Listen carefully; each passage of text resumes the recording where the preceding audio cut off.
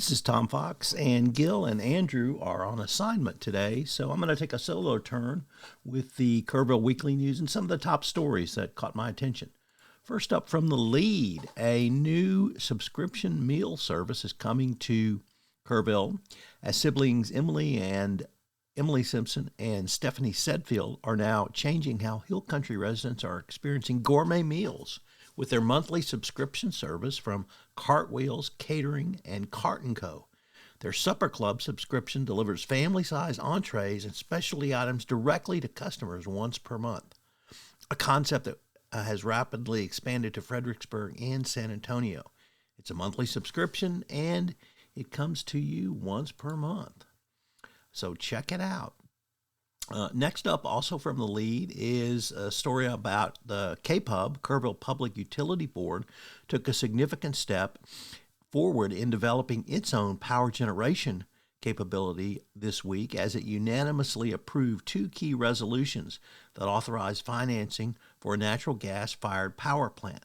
The KPUB Board of Trustees approved Resolution 2505, which authorizes the Kerrville Public Utility Board Public Facility Corporation to issue bonds for power generation facility, and another resolution which establishes pricing parameters.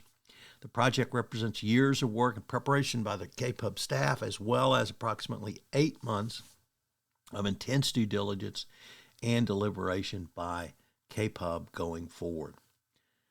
So, from the Kerrville Daily Times, an article on the KPUB Theater, which has been closed from renovations. Renovations to the complex began this week, meaning performances will be closed for the next few months. The KPUB Theater is slated for a complete replacement of both the roof and of the heating and AC.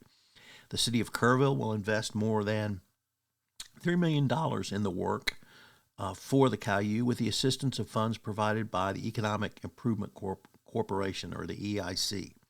The reopened theater will be more comfortable and more efficient and no longer bedeviled by unreliable cooling and drips during rains.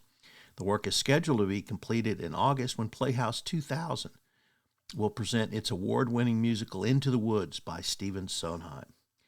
In the meantime, Playhouse 2000 plans to expand its programming into the intimate VK Garage Theater on Washington, including a new musical tribute to Neil Diamond coming in May. Also from the Kerrville Daily Times, if you were in any part of Texas, literally all the way up to Marble Falls, down to the valley, we saw tremendous winds this week on Tuesday, and we had haze that obscured the hills around town. We had huge wind damage. The brown haze hung over most of Kerr County, and the blustery conditions brought down trees.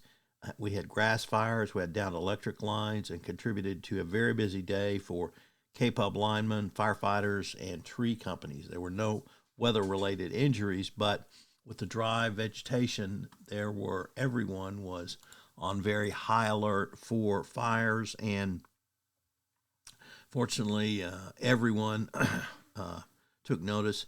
Even Governor Greg Abbott activated additional emergency response resources, anticipating extremely critical wildfire danger. We had a great talk by John Wells, the publisher of the Kerrville Daily Times, this week at the Kerrville Rotary Club. And I was privileged to be in attendance as I'm a member of the Kerrville Rotary Club, so it was great to hear John talk about the Kerrville Daily Times, which has been in business for more than 117 years. Since he's joined the paper, he's made it a priority to modernize the paper while preserving its role as a trusted community staple. Wells began by talking about the ownership, which is the Southern Newspaper Corporation, led by CEO Lisa Walls. The company operates 11 newspapers and is debt-free with no shareholders.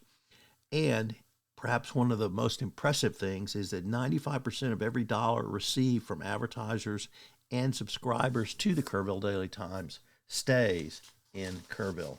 So it's a great talk, and John's really been great about getting out, talking to the community. We've had him on the Kerrville on the Hill Country podcast.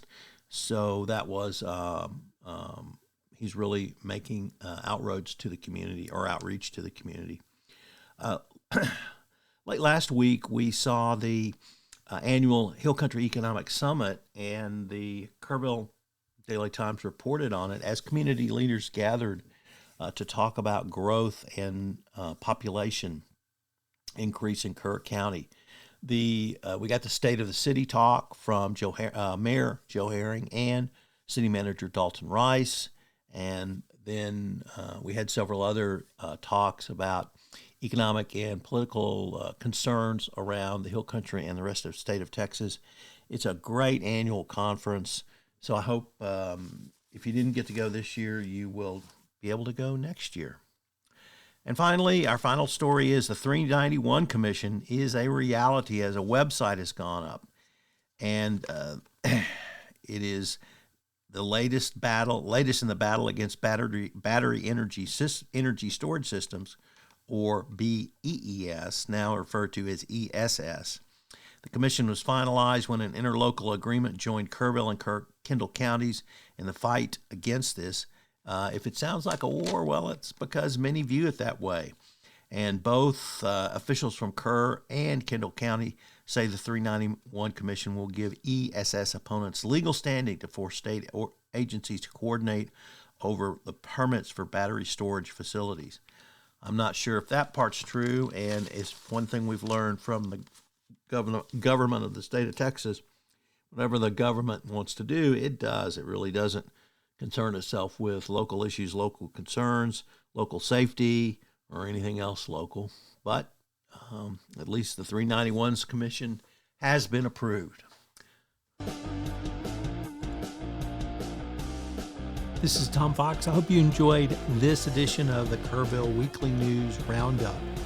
This podcast is a production of the Texas Hill Country Podcast Network. If you've enjoyed this podcast, I hope you will subscribe or rate and review this podcast wherever great podcasts are listened to. I hope you'll join Gilbert, Andrew, and myself next week, where we take a look at some of the top stories from Kerrville and the surrounding Hill Country area. Thanks so much for listening.